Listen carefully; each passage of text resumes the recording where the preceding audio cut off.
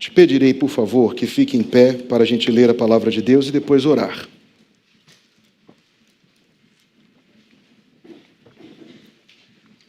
Rute, capítulo 1, versículo 1 e 2. Se houver pequenas diferenças na minha tradução e a sua, é porque eu estou pregando na tradução chamada corrigida. As diferenças serão mínimas. E sucedeu que nos dias em que os juízes julgavam, houve uma fome na terra. Por isso um homem de Belém de Judá saiu a peregrinar nos campos de Moabe, ele e sua mulher e seus 2 filhos. E era o nome deste homem Elimeleque, e o de sua mulher Noemi, e o de seus 2 filhos Malom e Quilion, efrateus de Belém de Judá, e chegaram aos campos de Moabe e ficaram ali. Vamos orar.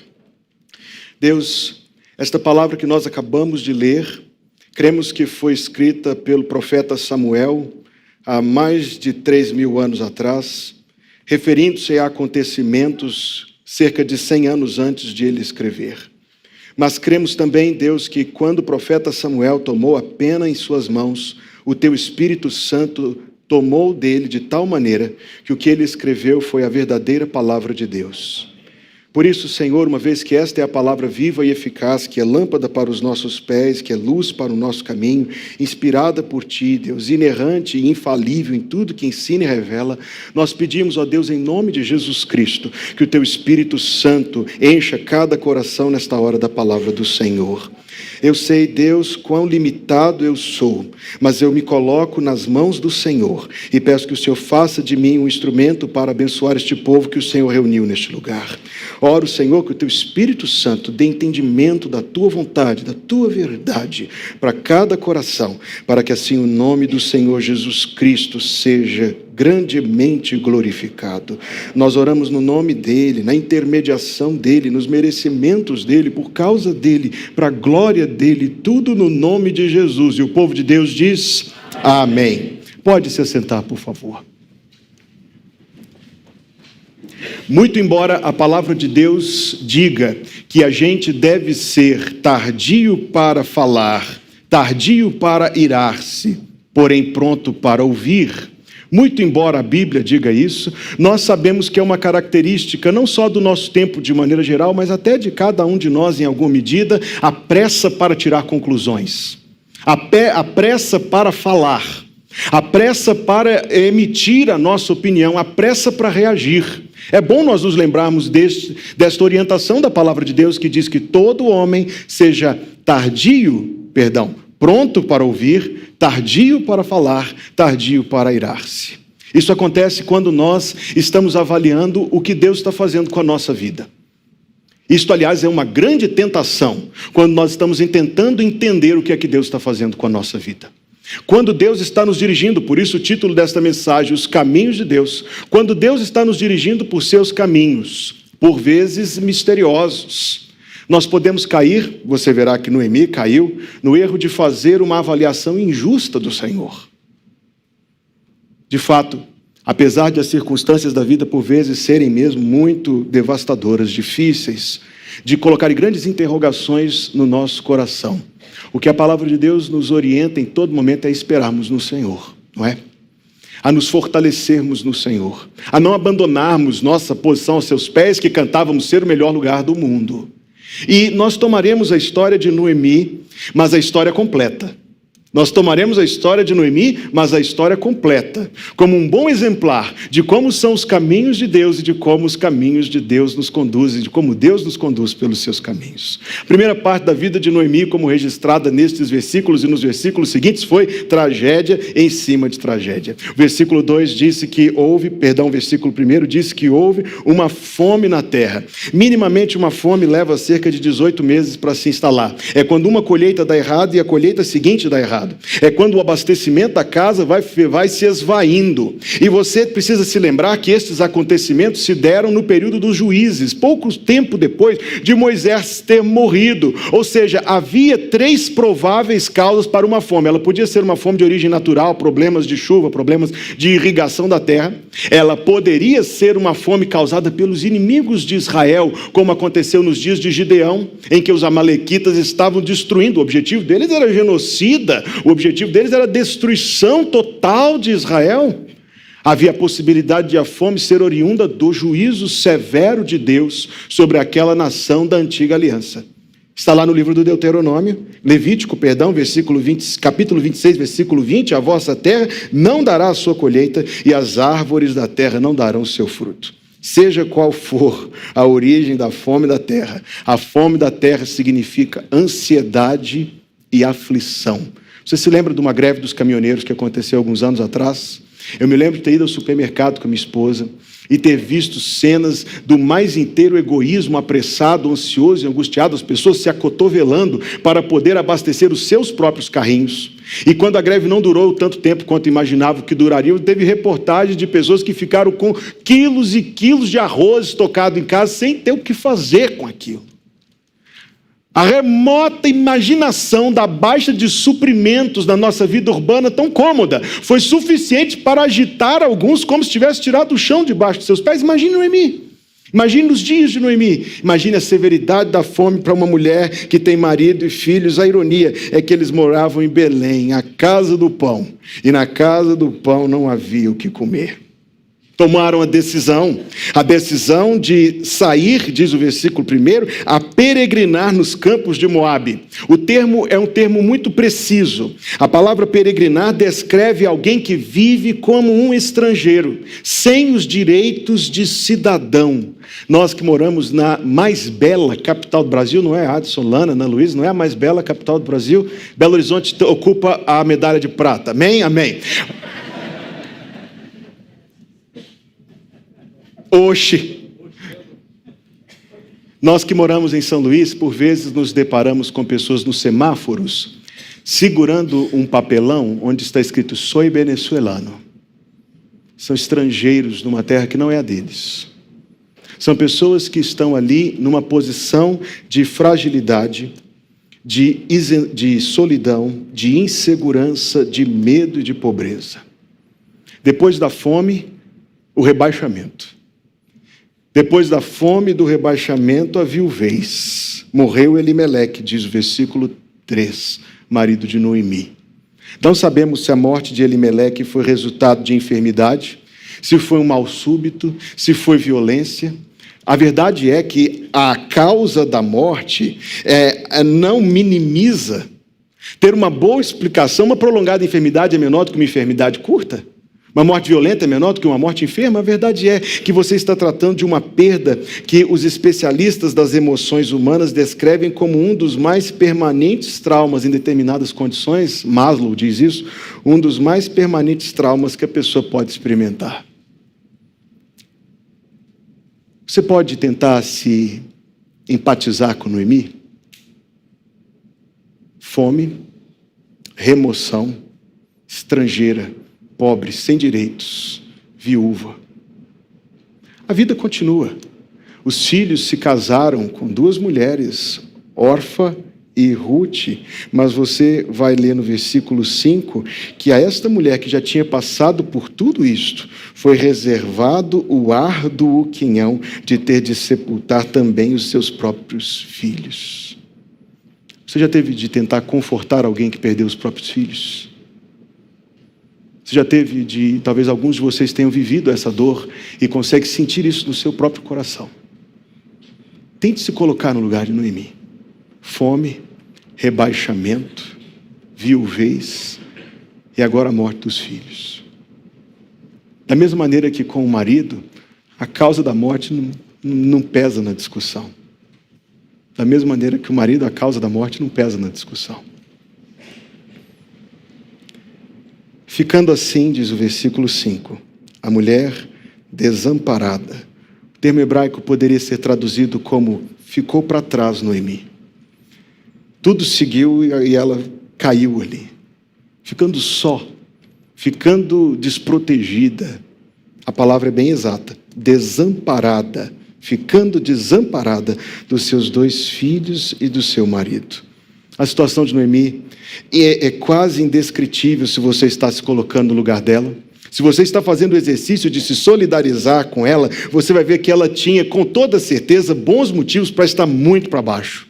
Ela tinha boas razões para ter pouca razão para querer levantar da cama no dia seguinte. Mas ela já tinha preparado seu coração, como o texto nos diz, para se separar inclusive das duas noras. E essas duas noras eram duas noras com quem ela tinha um relacionamento muito próximo, porque o texto nos diz que elas eram filhas para ela, diz o versículo 11.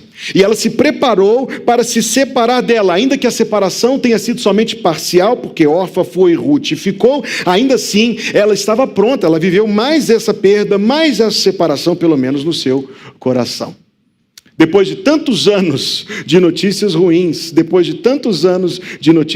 o versículo 6 diz que lá na terra de Moabe, ela ouviu que o Senhor tinha visitado o seu povo dando-lhe pão. E como uma retirante, quando ouve falar da chuva, lá se volta Noemi. Nessa hora ela ia se separar das noras, uma delas quis ficar com ela. Então volta Noemi e Ruth para a terra, depois de ouvir a boa notícia, depois de ter alimentado seu coração com esperança, mas as esperanças que ela tinha nutrido frustraram-se, porque ao chegar lá ela descobriu que ela não tinha direito à terra que era do seu marido, ela não tinha direito à colheita daquela terra, talvez sequer podemos imaginar, o texto nos permite imaginar, nem a casa dela ela pôde voltar a viver. Sabe quando uma coisa é legal, é jurídica, mas não é certa? Depois de tudo isso, agora ela tem de digerir a injustiça. A injustiça, meus queridos, é uma experiência muito dolorosa. Há pessoas que perdem o equilíbrio por causa da injustiça. Como pode? Se é certo, por que não pode? Então está agora esta mulher, não somente nisto, mas na posição. Certamente ela já tinha vivido muitos anos de vida, o seu vigor já não era mais o mesmo. Por isso o texto nos diz que foi Ruth, não Noemi, quem foi catar espigas. Sabe o que é isto? Mendicância. Mendicância. A soma de toda a sua história termina com a única pessoa que quis ficar do lado dela, na sua velhice, sendo obrigada a mendigar. E mendigar numa posição extremamente frágil. Ruth era uma mulher sozinha naquele campo. Se aparecesse um homem mau, quem iria defendê-la? Pode imaginar Noemi em casa, ou onde quer que seja que elas moravam, ansiosa por Ruth, angustiada por Ruth. Depois de já ter perdido tanta gente, agora a sua preciosa, a única que quis ficar com ela, a filha que a vida lhe trouxe, digamos assim, exposta não só à mendicância, mas aos perigos daquela posição. É por isso que Noemi, veja aí o versículo 19, é por isso que Noemi disse assim: foram-se ambas até que chegaram a Belém, e sucedeu que, entrando elas em Belém, toda a cidade se comoveu por causa delas, e diziam: não é esta Noemi? O nome Noemi significa doçura, significa agradável. Porém, ela lhes dizia: não me chameis Noemi, chamai-me Mara, nome que significa amargura. Agora veja o que ela falou a respeito de Deus: porque grande amargura me tem dado o Todo-Poderoso. A soma da sua vida fê-la pensar a respeito de Deus nesses termos. Ela disse no versículo 21, cheia parti, porém vazia quem? O Senhor me fez tornar. Por que me chamareis Noemi? O Senhor testifica contra mim. Outra tradução diz: o Senhor se colocou contra mim, e o Todo-Poderoso me tem feito mal. Ela tentou extrair uma teologia da experiência de vida, e a teologia que ela extraiu das suas experiências foi: Deus é meu inimigo, Deus me persegue, por onde eu vou, Deus vai contra. Tudo que eu tento, Deus me frustra. Agora, se você empatizou com ela, você terá um pouco de hesitação em julgá-la, não terá não? Nós poderíamos citar o ABC doutrinário e dizer: Noemi, isso não se diz a respeito de Deus, mas seria algo meio... Eu não estou dizendo que está certo, não está certo. Mas se você tivesse vendo, aliás, vivendo algo tão difícil, uma sequência de coisas tão terríveis, eu hesito julgá-la. Eu hesito julgá-la. No coração de Noemi, ela pensou, olhando para a sua vida, que Deus não gostava dela.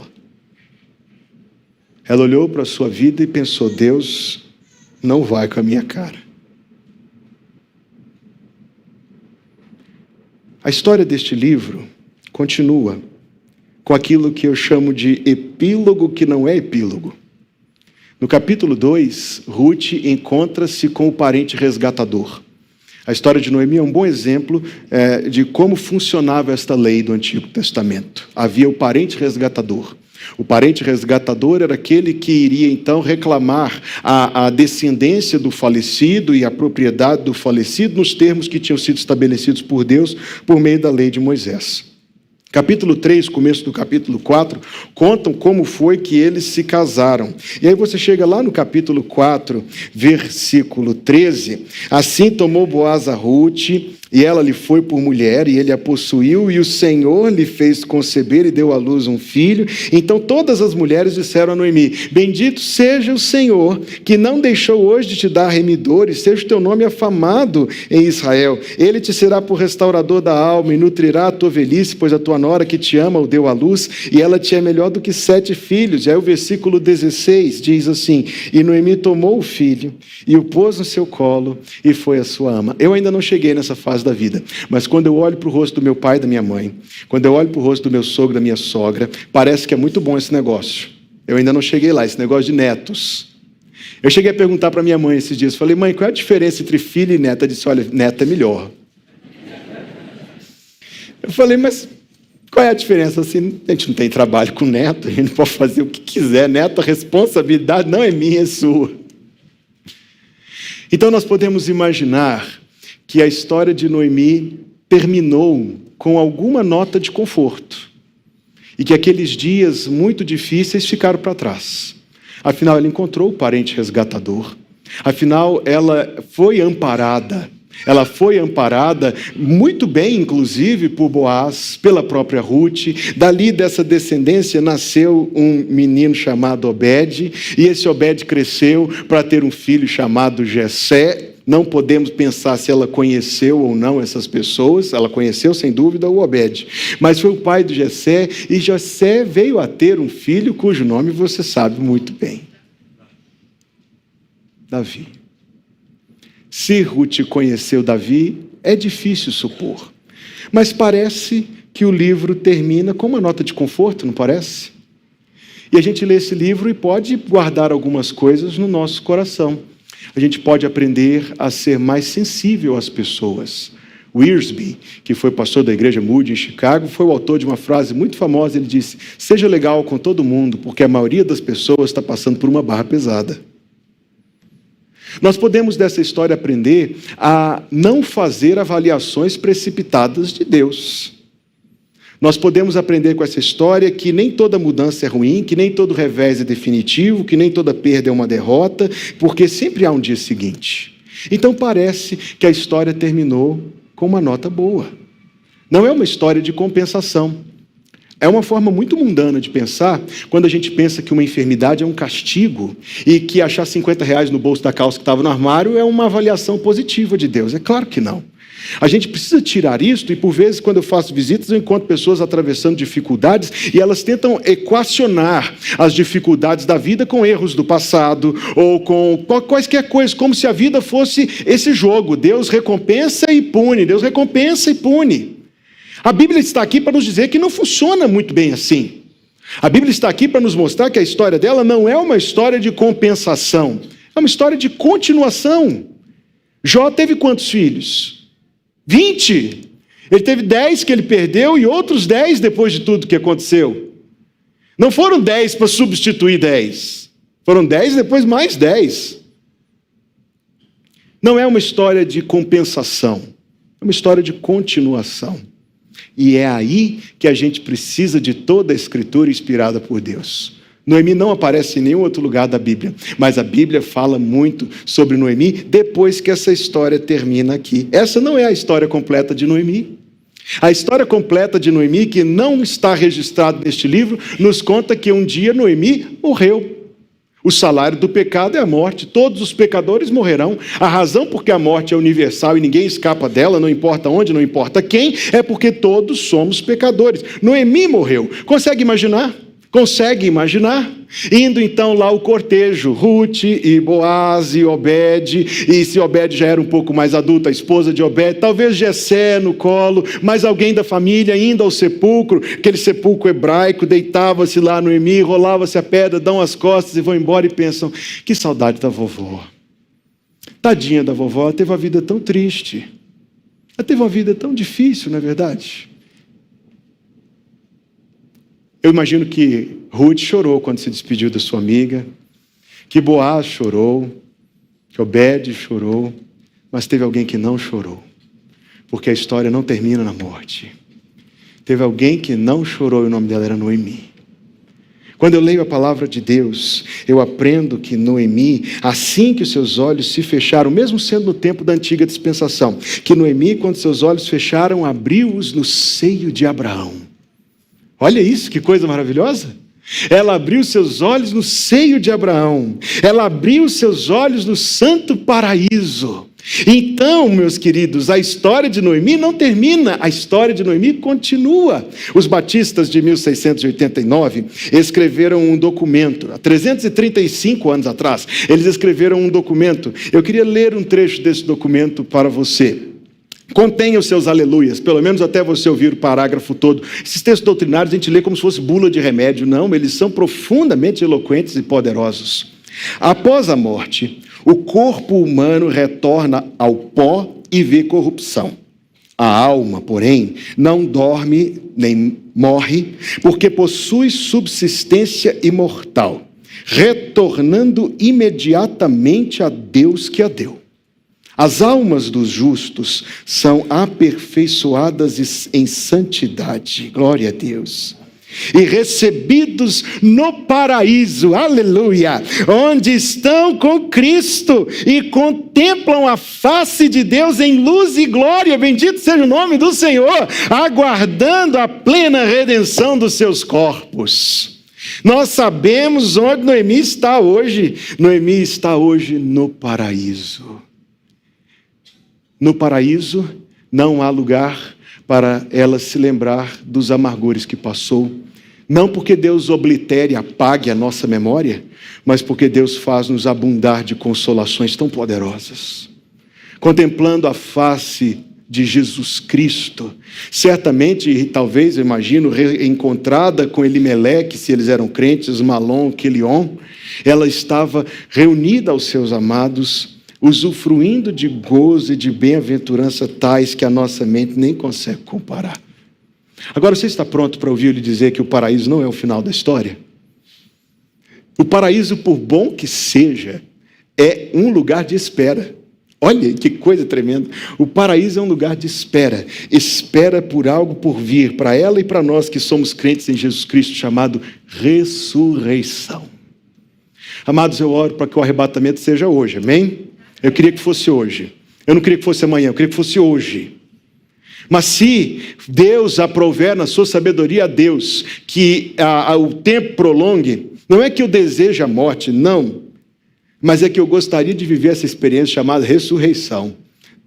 A Bíblia, se eu me aproprio desse texto corretamente, nos dá uma boa ilustração de ressurreição quando diz assim: eis que se fez um rebuliço e os ossos se achegaram cada osso ao seu osso. Lembra desse texto? E olhei, e eis que vieram nervos sobre eles, e cresceu a carne, e estendeu-se a pele sobre eles por cima, e viveram e se puseram de pé. É a ressurreição, é o poder do Senhor Jesus Cristo sobre a morte. Tem mais, 1 Coríntios diz assim: semeia-se o corpo em corrupção, ressuscitará em incorrupção. Deita-se o corpo no sepulcro em fraqueza, ressuscitará com vigor.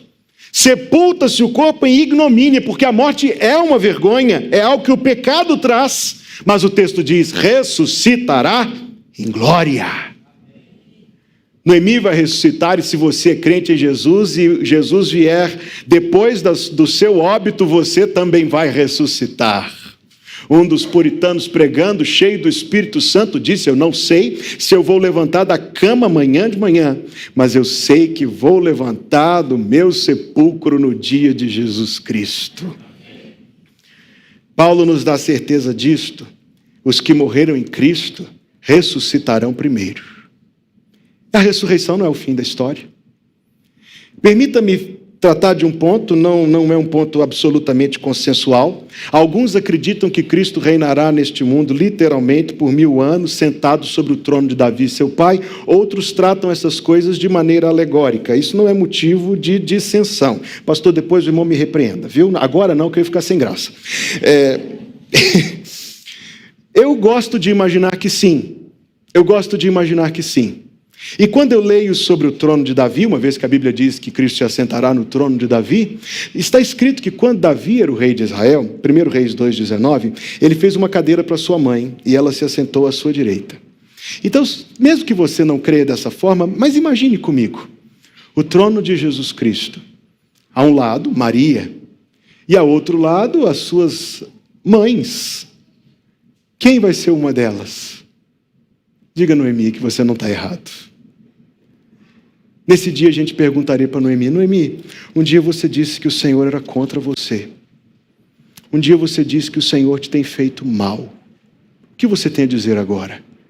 Eu imagino Noemi dizendo para nós assim: por favor, esqueça que eu disse isso. Foi um momento de dor. Foi um momento de fraqueza. O Senhor nunca fez mal a mim, de maneira nenhuma. Por favor, eu imagino Noemi dizendo: esqueça que eu disse isto, porque se eu tenho algo a declarar sobre Deus, é que Deus é bom, é que Deus me tem feito coisas boas, é que Deus tem sido bom para mim. É nisso, amados, que nós acreditamos. Sabe que esse reino milenar, creia você nisso ou não, sabe que não é o fim. Ao término deste reino, se eu leio corretamente as profecias da palavra de Deus, seguirá o período chamado o estado eterno. E aí, mesmo que você não crê nisso, todos nós chegamos nesse mesmo ponto no fim. Nós acreditamos no estado eterno, a plenitude de todas as coisas. No livro de Jó, capítulo 14, está escrito assim: morrendo o homem, porventura tornará a viver? Todos os dias do meu combate esperaria até que viesse a minha mudança. Ele se refere a esse acesso ao estado eterno como mudança. Chamar-me-ias, é Jó 14, 15. Chamar-me-ias e eu te responderia e terias afeto à obra de tuas mãos. O fim da história é a glória de Jesus Cristo. Eu leio os noticiários, eu ouço os jornais e o apocalipse dos ateus é medonho. Os ateus têm o seu próprio livro de apocalipse. Eles dizem: as calotas vão derreter, o mar vai subir, a terra vai esquentar, os bichos vão morrer, o ar vai se tornar irrespirável e nós vamos todos morrer. O apocalipse do ateísmo é o apocalipse da morte, do desespero, do terror. O apocalipse de Deus é vida e luz e glória e paz. Enxugará dos seus olhos toda lágrima. Aquele hino que eu memorizei diz: dos pés enxuta o seu final suor, dos pés varrida a última poeira. E nós estaremos, para citar as palavras de Paulo, para sempre com o Senhor. A culminância da história é a eternidade dos remidos com seu Redentor, em amor infindo, em alegria imperturbável. Deus em amor conosco, nós em amor para com Deus por toda a eternidade sem fim. Louvado seja o nome do nosso Jesus. A nossa leve e momentânea tribulação produz para nós um eterno peso de glória muito excelente. Pode dizer esse versículo comigo? A nossa leve e momentânea tribulação produz para nós um eterno peso de glória muito excelente. Minha pregação pode ser sintetizada numa curta frase que não é minha, é do teólogo Paul Tillich. Eu não estou recomendando Paul Tillich aqui, nem como teólogo, nem como indivíduo, mas um relógio quebrado acerta a hora 2 vezes por dia, não é verdade? Então até esses indivíduos às vezes soltam alguma coisa boa. A frase é: o fim dos caminhos de Deus é a felicidade eterna. Olha que lindo. O fim dos caminhos de Deus é a felicidade eterna. Tem um hino e uma poesia que tem falado muito ao meu coração e eu queria dividir com você. É extraído do hinário da Assembleia de Deus, a harpa cristã. Há hinos lindos na harpa cristã. E esse tem falado muito ao meu coração. Eu tenho cantado repetidas vezes o hino que diz, o aplicativo fechou o hino, bem na hora que eu ia ler. Bem-aventurado o que confia no Senhor, como fez Abraão. Ele creu ainda que não via, e assim a fé não foi em vão. É feliz quem segue fielmente nos caminhos santos do Senhor. Na tribulação é paciente, esperando no seu Salvador. Os heróis da Bíblia Sagrada não fruíram logo os seus troféus, mas levaram sempre a cruz pesada para obter poder dos céus e depois saíram pelo mundo como mensageiros do Senhor, com coragem e amor profundo, proclamando Cristo Salvador. Quem quiser de Deus ter a coroa, agora escute isso aqui, porque eu sei que você quer ter a coroa de Deus. Quem quiser ter de Deus a coroa, passará por mais tribulação. Às alturas santas ninguém voa sem as asas da humilhação. O Senhor tem dado aos seus queridos parte do seu glorioso ser. Quem no coração for mais ferido, Noemi que o diga, mais daquela glória há de ter. Quando aqui as flores já fenecem, as do céu começam a brilhar. Quando as esperanças desvanecem, o aflito crente vai orar.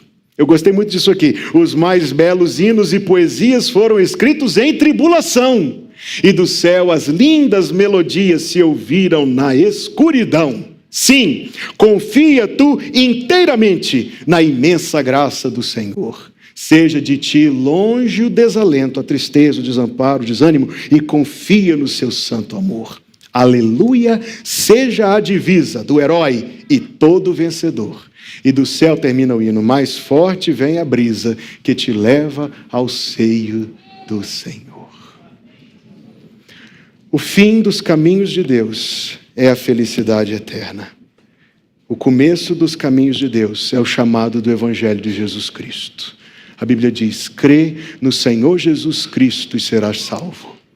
A Bíblia diz que por nós mesmos não podemos adentrar os caminhos de Deus. Temos pecados, somos inaceitáveis a Deus.